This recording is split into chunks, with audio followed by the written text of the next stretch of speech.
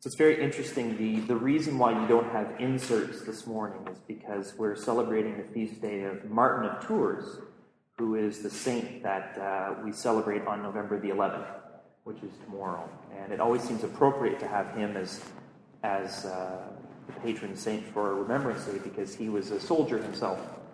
And he gave up his role as a soldier and became a monk, and ultimately a saint. And one of the reasons why this is his gospel reading is because his first great encounter with Jesus was when he was still a Roman centurion, and he had one of those sort of great Roman cloaks.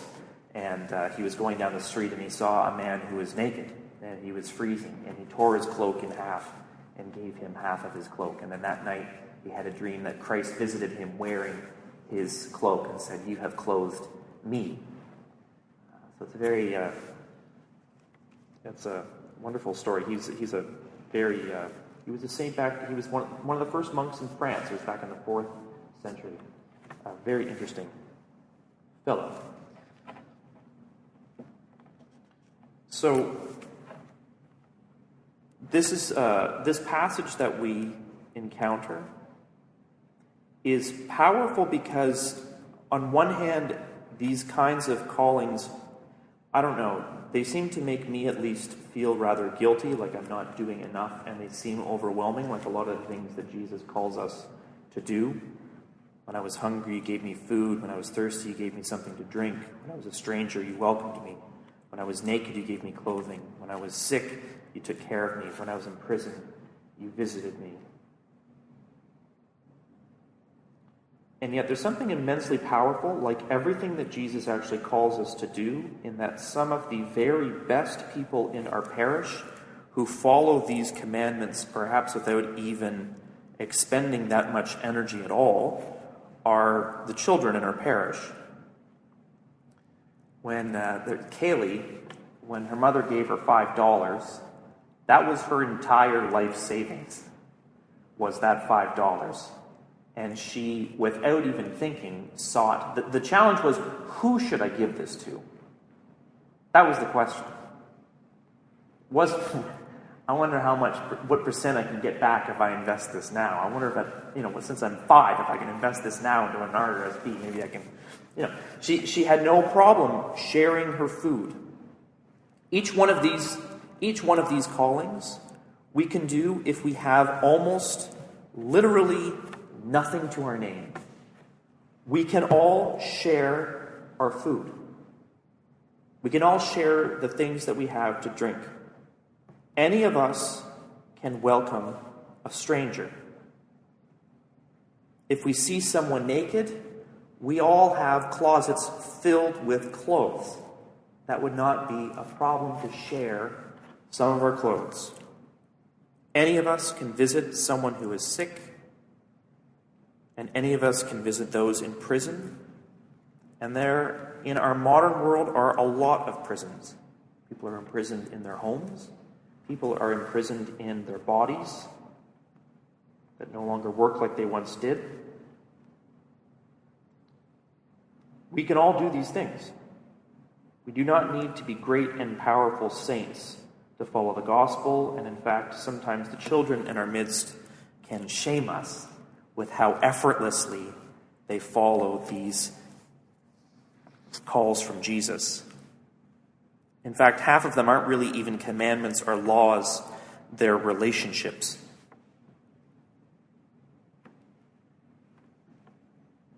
So why are these the readings for Remembrance Day?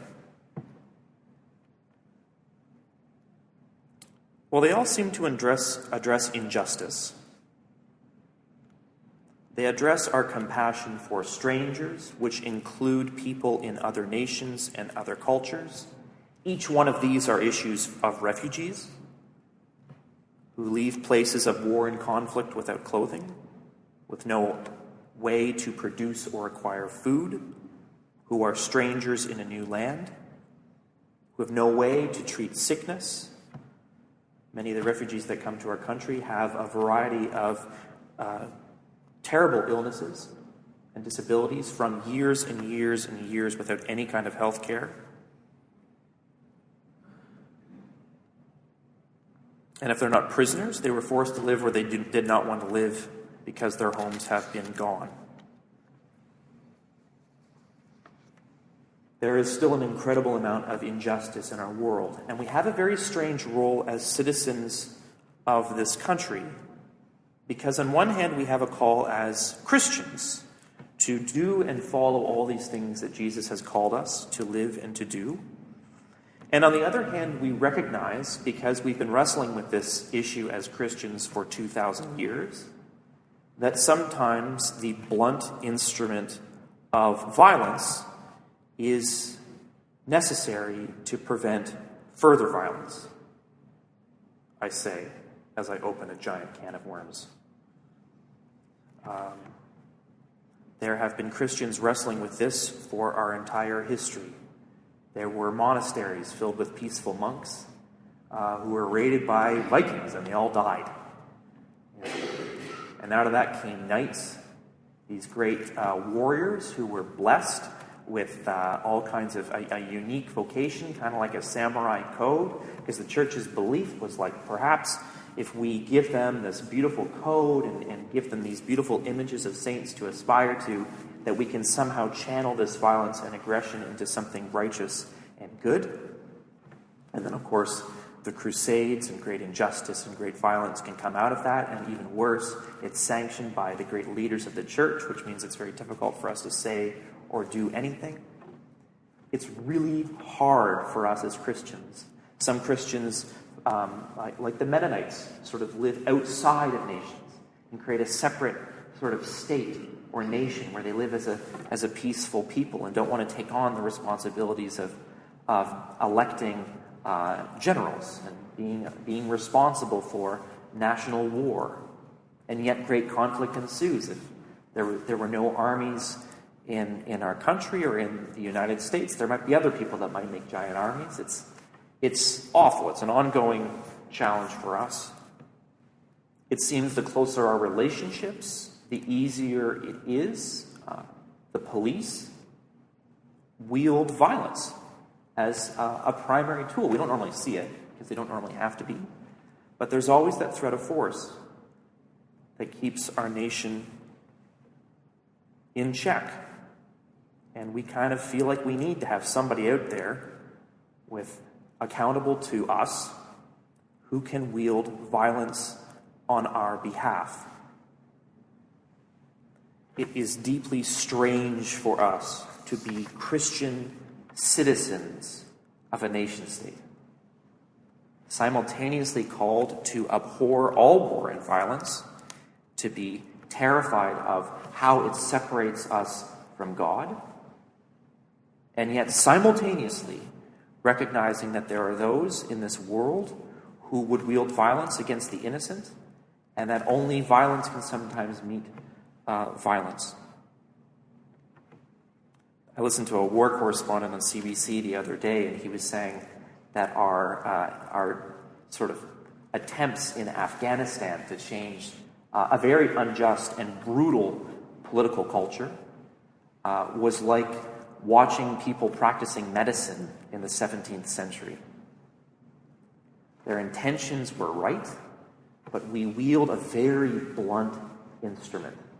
And when we send soldiers to create political change, it can be, we're going to have mixed results at best.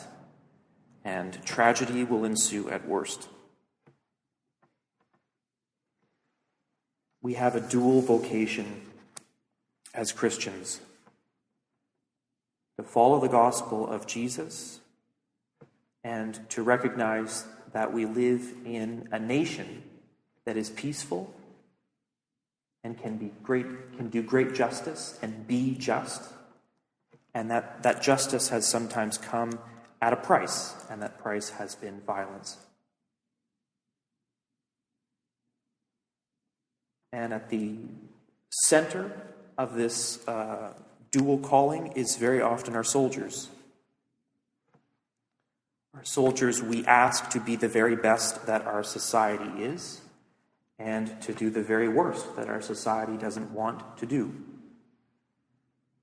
We have asked our soldiers to, in their conscience, allow us to be their conscience. We make great heroes of our soldiers as we send them into places of conflict to do great justice.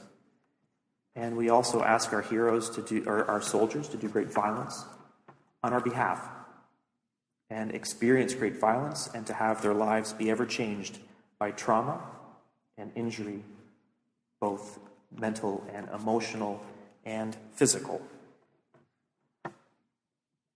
This too goes all the way back to the first century, where soldiers were the ones that crucified Jesus, and a soldier was the very first person to recognize Jesus was truly the Son of God. And from that moment on, each soldier has had that dual position. We want our soldiers to welcome the stranger.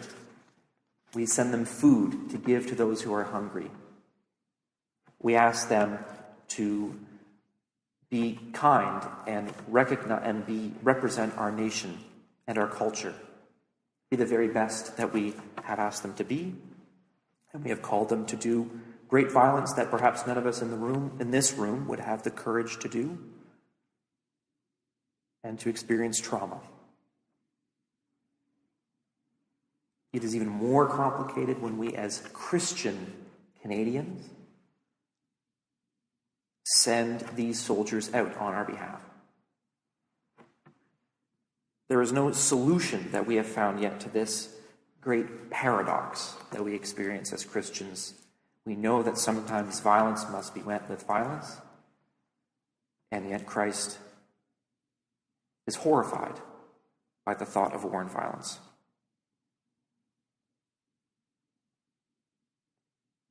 And those who experience the great tragedy of this paradox are almost always our soldiers, refugees, those people in conflict.